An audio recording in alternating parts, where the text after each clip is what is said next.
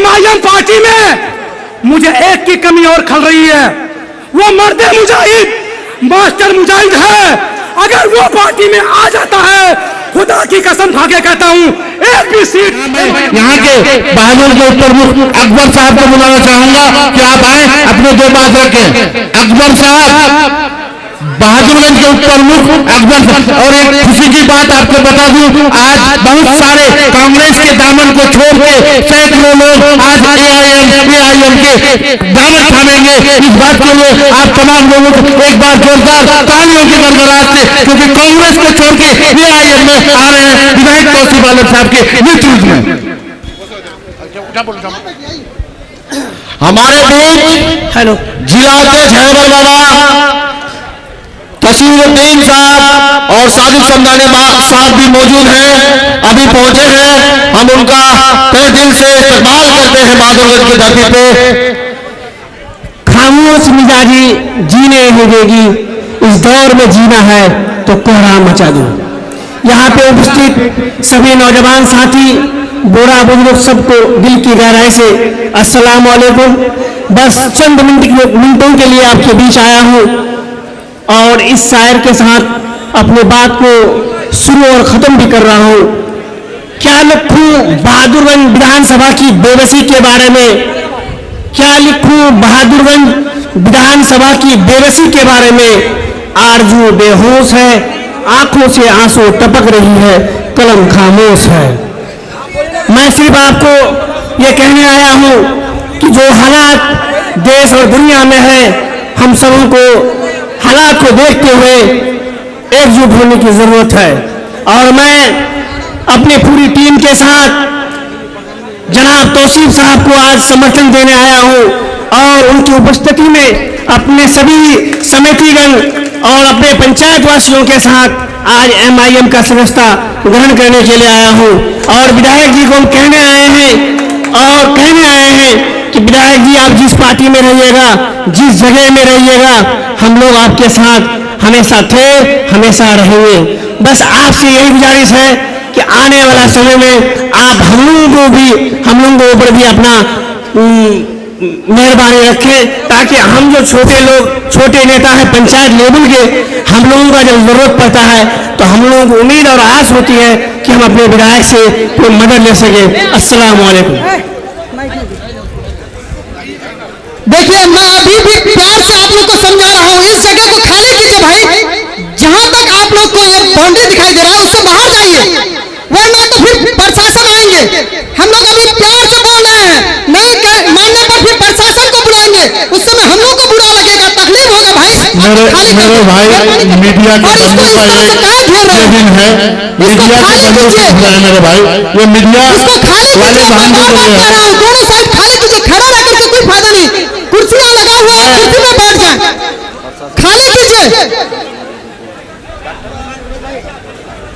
मैं 2 मिनट के लिए डॉक्टर अहमद रजा साहब को दावत देता हूं कि डॉक्टर अहमद रजा साहब आप आए, 2 मिनट में अपने बात को खत्म करें।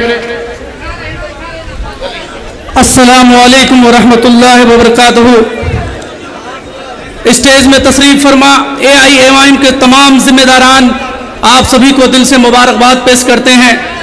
मैं 4 मिसरे के लिए आप सबों के सामने हाजिर हुआ हूं, इसलिए क्योंकि कुछ लोग कहते हैं कि तौसीफ साहब 15 साल 20 साल किसी दूसरे पार्टी में 15 साल का असर गुजारने के बाद यहाँ आए हैं, तो मैं आप लोगों को क्यों आए हैं 4 मिसरे के साथ समझाने की कोशिश कर रहा हूं कि जुल्म का जब रिका सिलसिला था, एक तरफ सब्र का सिलसिला था। जनाब तौसीफ साहब के जुल्म का सब्र का सिलसिला था, एक तरफ सब्र का सिलसिला था, के बात जब हक व बातिल की आई,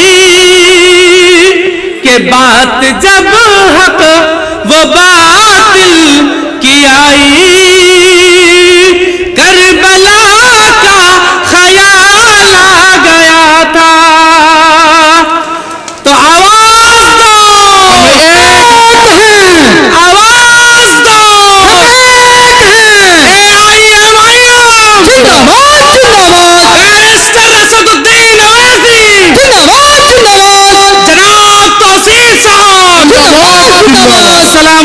व रहमतुल्लाहि व बरकातुहू। बहुत खूब डॉक्टर साहब। अब मैं इसी के साथ टेराघाट के इनकलाबी धरती से आए हैं मुश्ताक शमसी साहब, मैं उनको कहूंगा कि आप आए, अपने बात 2 मिनट में रखें। मुश्ताक शमसी साहब। अस्सलाम वालेकुम व रहमतुल्लाहि व बरकातहू। मैं टेराघाट की धरती, जान अली मस्तान की धरती से चल के आप लोगों के बीच आया हूँ। मैं पिछले 18 साल से तौसीफ साहब के साथ कदम से कदम मिला के चल रहा हूँ और आज जो तौसीफ साहब को ये फैसला लेना पड़ा है, आप लोग देख रहे हैं देश की हालात को, अपने कौम की हालात को।